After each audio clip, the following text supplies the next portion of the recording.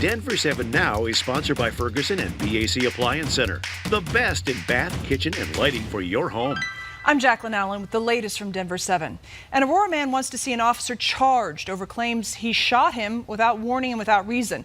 He admits he had a gun, but claims he was only defending himself from what he thought was a vengeful roommate. Denver 7's Gary Brode has this exclusive.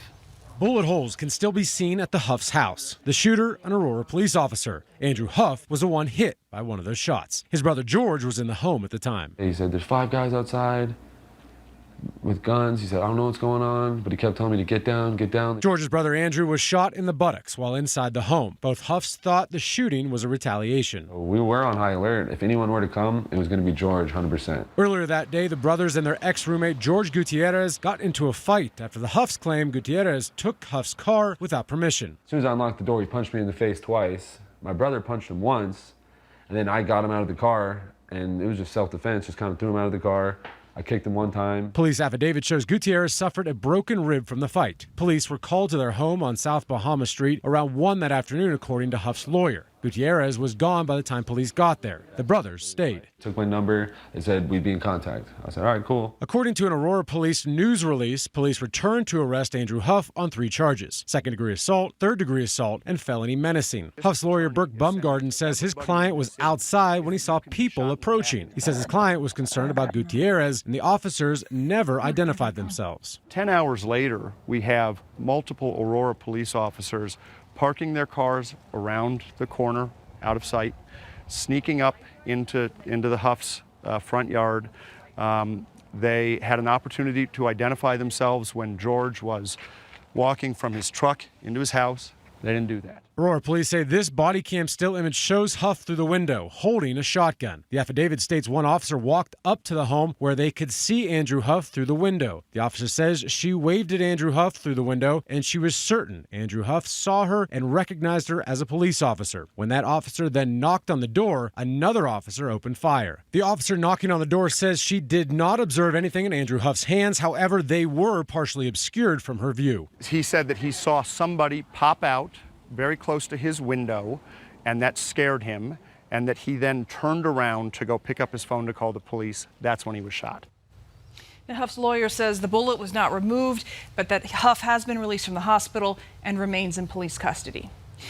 The shoplifter seen punching and kicking a security guard at King Soopers has been arrested and is facing charges as serious as attempted murder. We're told an employee of a business recognized him from this video and called Aurora police. The security guard is in his 60s and his recovery could take months.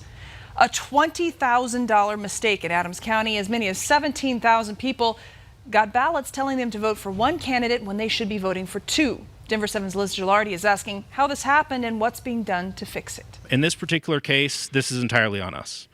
We made a mistake, and I own it. The Adams County clerk is taking responsibility for 17,000 incorrect ballots sent out to voters. He says the error was clerical, not political. Anytime you have humans involved with a process, you're bound to have errors that take place. And unfortunately, in a world where errors are not acceptable, we have had one. The error impacts Aurora voters living in Adams County. You can see the incorrect ballot tells them to vote for one at-large city council candidate, but they're supposed to vote for 2.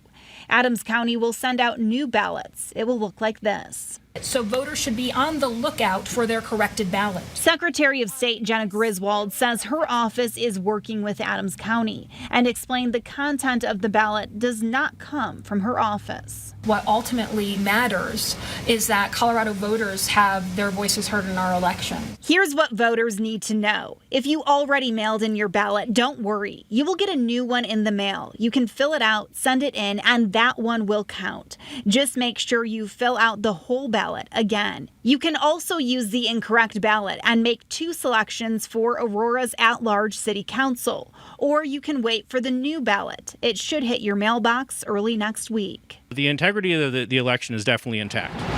But how does something like this happen? The Adams County clerk says he isn't sure just yet, and they will focus on that after the new ballots are mailed out and after the election. Liz Gilardi, Denver 7. And tonight, Attorney General Phil Weiser and Secretary of State Jena Griswold are asking the U.S. Supreme Court to take up what's become known as the faithless electors case.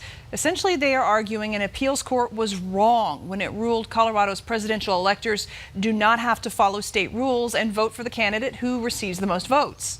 I believe that voters' choices should ultimately decide who is the U.S. president. And here in Colorado, if someone casts their vote, they should expect and be assured that that vote is going to affect the outcome of the U.S. presidential election.